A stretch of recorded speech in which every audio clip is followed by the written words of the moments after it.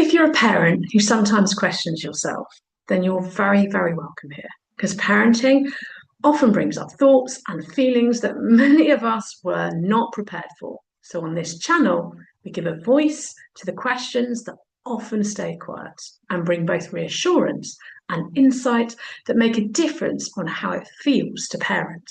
So, today's question then: why can't we ever slow down as a family?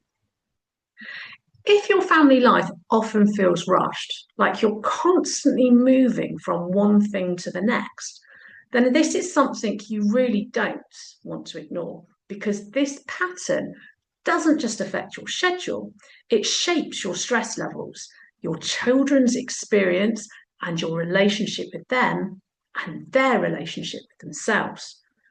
So you might recognize these phrases in your day. We're running late. We've only got 10 minutes. Quick, hurry up. There isn't a time for that right now. Or I'm busy. And everything feels urgent because we move from one thing to the next without ever really stopping. And it can feel like there's never, ever enough time. This is what I would call living in time pressure. And it's actually generated from a belief that there isn't enough time. When we're in this time-lax state, something significant happens. We stop noticing. We stop noticing the early signs that something isn't right in ourselves, in our children, in the atmosphere at home, because we're already on to the next thing. And over time, this starts to show up in very real ways. We don't catch things early, so they build, and then they come out at full intensity, the big emotions, the arguments, and the meltdowns. And it can start to feel like we're moving from one moment of chaos and stress to another, and it's relentless. We might notice ourselves snapping more quickly, rushing our children constantly, taking over tasks because they're taking too long, getting frustrated at things that actually just need time and patience for there to be some breathing space around the thing that's currently being practiced, and then time for also to be celebrated. And our children can be left feeling that they're too slow, that they're not doing this right, or that they're not good enough. Another thing we can notice is that conversations get shorter. We don't quite listen all the way through. We jump in, we fix with advice, or even avoid being where the conversation can even begin. And if we are there, we haven't actually heard what they really needed. And even in our rest, it doesn't really feel like rest. We save slowing down for the holidays, but when we get there, we feel restless and agitated, like we don't know how to switch off. So we try to take the edge off instead with scrolling or eating or drinking, just to quieten that system down, to switch it off for a moment so we can have a reprieve. And over time, something else can get squeezed out too: our social lives, our spontaneity, our sense of ease.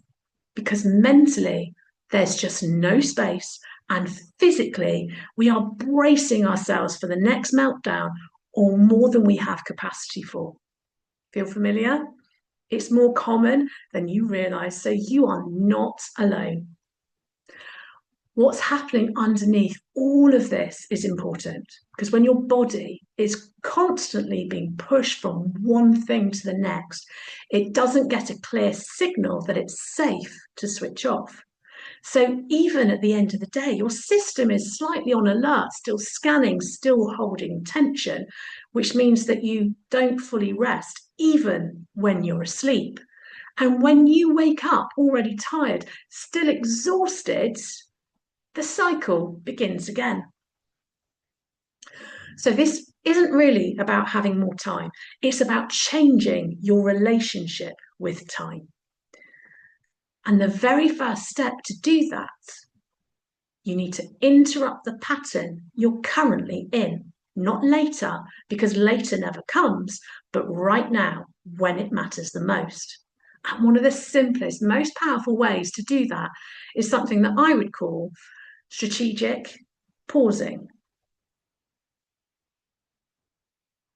But instead of this feeling like another thing to do, you can actually bring it into your family as something simple, maybe even playful. So let me set this up for you. Think of it like a traffic light. Red, stop. You pause fully for 1 minute minimum. No talking, no moving on, no just one more thing. You stop, you breathe. Amber, get ready. You notice what's happening, your body, your child, the moment you're in. What can you feel proud of in this moment? Acknowledge it to yourself. Green, go again. But now you move forward, but with awareness, not urgency. The most important part of this is the red, because you need to counter the belief that there isn't enough time and show yourself that there is more than enough time, especially for the things that normally get pushed off the priority list. When you start introducing even small pauses like this, you begin to notice earlier. You respond instead of reacting. Your child feels less pressure. Your home starts to feel different, less rushed, more connected, more manageable. If you're recognizing this pattern in your own family, this is exactly the kind of moment where change can begin. So today, just notice one moment where you would normally rush and choose to pause instead. If the constant rush of family life has beginning to weigh on you, then I hope that this video has helped you to find some light, a red light, as to what you and your family need to do. Even one small pause will help you a little bit, especially if you practice adding in another and another every day. For more grounded support, navigating parenting without losing yourself in it, do check the pinned comment for an additional resource that many other parents have found helpful. And if this conversation resonated with you, then please know that sometimes hearing from other parents navigating the same questions can be surprisingly reassuring. So you are welcome to share your thoughts in the comments as well, or share this video with another parent in a similar boat and strike up a conversation with them. You are doing better than you think. You are learning something that doesn't come with the manual. Figuring out how to regulate our own nervous system, what works, what doesn't, while simultaneously immersed in a busy life doesn't always go well, especially if you're always too rushed in a busy, to stop and consider what you actually need more of and what you need to let go of so you can have that.